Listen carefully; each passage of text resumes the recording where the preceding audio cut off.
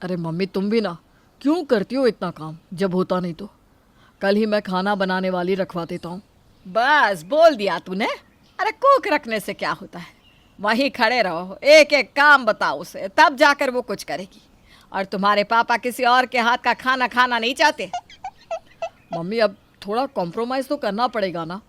अरे तू नहीं जानता बेटा, उनकी निगरानी रखनी पड़ती है, वरना इनका क्या है, चोरी करके ले जाए राशन, नुकसान तो हमारा होगा। कोई नोटों की गड्डियाँ तो रखी नहीं घर पर, क्या अगर कुछ चला भी जाए तो अफसोस ना हो।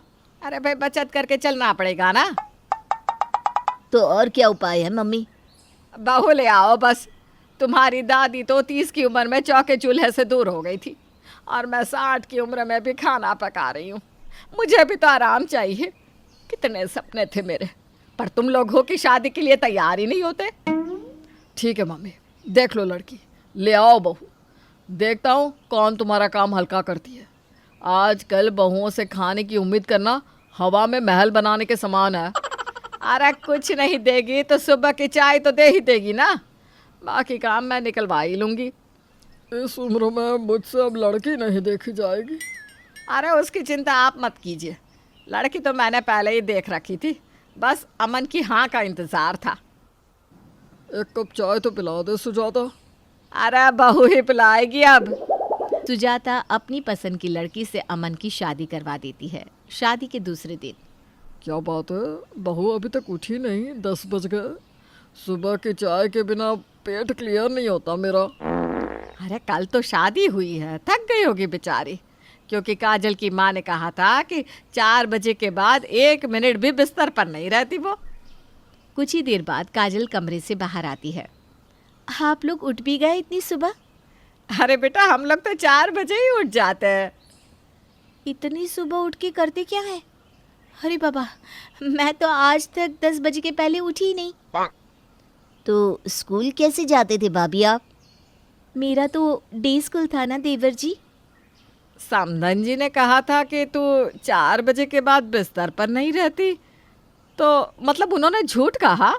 नहीं नहीं मम्मी जी, मॉम ने सच ही तो बताया।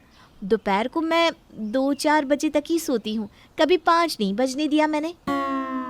10 बजे उठने के बाद तो फिर से 2 बजे सो जाती है बहू।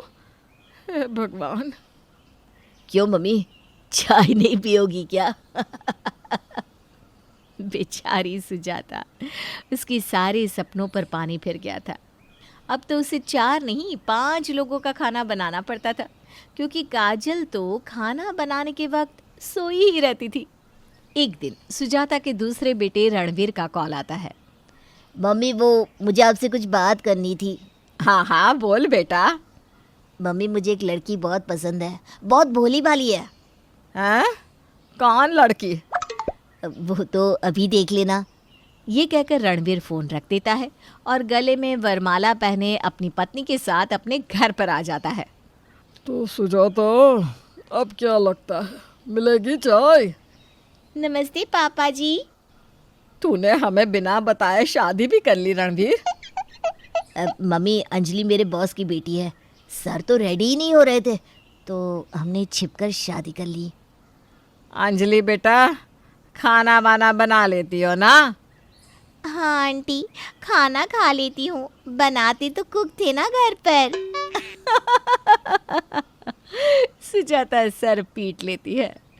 अब उसे 2 और लोगों का खाना जो बनाना था। बेचारी सुजाता। इसी तरह कुछ दिन बीतते हैं और इन दिन गुस्से में सुजाता कहती है, ये तो हद हो गई है, किसी को कोई काम नहीं करना। अब मैं बस निखिल और निखिल के पापा के लिए खाना बनाऊंगी, बाकी तुम दोनों अपना और अपने अपने पतियों का देख लो। अब सुजाता बस एक ही बार सुबह खाना बनाकर रख देती, जो तीनों माँ बेटे खा लेते। ना सुबह काजल वक्त पर उठती और ना ही अंजलि। 2 लड़कों को काम पर भूखे ही जाना पड़ता। दोपहर के वक्त, आई एम हंग्री। मुझे भी बहुत भूख लग रही है, बाहर से ऑर्डर कर ले क्या? हाँ ये सही है। काजल और अंजलि अब बाहर से ही खाना ऑर्डर करके खाने लगती है और अपने पतियों को भी खिलाने लगती है। लगातार बाहर का खाना खाने के कारण अमन की तबीयत बिगड़ जाती है। मेरा पेट काजल। ओ गॉड, अचानक आपको क्या हो गया? मम्मी जी देखिए ना। हाँ, मैंने डॉक्टर को बुलाया है, आता होगा वो। कुछ देर में डॉक्टर उनके घर पहुंचते हैं और अमन को डायग्नोस करते हैं। लगता है बाहर का खाना कुछ ज़्यादा ही खाते हैं आप। घर का खाना खाइए वरना दिक्कत हो सकती है। अभी के लिए दवाई लिख दी है, दर्द कम हो जाएगा, डोंट वरी। इतने दिन बाहर का खाना खाने के कारण शायद ऐसा हो रहा है। मुझे तो लगा था कि मेरे खाना ना बनाने पर तुम लोग खुद कुछ कोशिश करोगी, पर तुम लोग ने तो आसान रास्ता अपना लिया। देखो अब कौन भुगत रहा है। अब मैं कुकिंग करूंगी मम्मी जी, घर पर ही खाना बनाऊंगी। मुझे तो लगता है निखिल की भी शादी कर देनी चाहिए, फिर हम तीनों एक टाइम खाना बना लेंगे, किसी को दिक्कत ही नहीं होगी। और ऐसा ही होता है। सुजाता की तीसरी बहू भी आ जाती है और अब तीनों एक एक वक्त खाना बनाने लग जाती है। पर सुबह उठना अब भी एक मसला था। अरे कोई चाय पिलाएगा क्या? अरे कोई चाय बनाए तो मुझे भी दे देना। 9 बजे नाश्ता बनाने स्नेहा कमरे से बाहर आती है। बहू चाय पिला दे, बड़ी बदहजमी हो रही है। थोड़ी जल्दी उठ जाया करना बहू। कोई मुझे रात भर काम करवा ले पर उठने को ना बोले मम्मी जी, उठा नहीं जाता मुझसे जल्दी। स्नेहा रसोई में जाकर चाय बनाकर लाती है। तभी अंजलि और काजल सर पकड़े कमरे से बाहर आती हैं। अरे क्या हो गया तुम दोनों को? सुबह चाय चाय की आवाज़ से सर में दर्द हो गया है, अब मुझे चाय पीनी पड़ेगी। एक शाम सुजाता और भैरव साथ बैठे होते हैं। भैरव कुछ सोच रहा होता है। क्या हुआ जी, क्या सोच रहे हो? इस चाय के मसले का हल सोच रहा हूँ, कुछ तो करना ही पड़ेगा। चलो मिल गया उपाय। रात को खाने के टेबल पर मैं अपनी जायदाद का बंटवारा करना चाहता हूँ। 4 हिस्से, 20-20% तुम तीनों भाइयों का और 40 मेरा।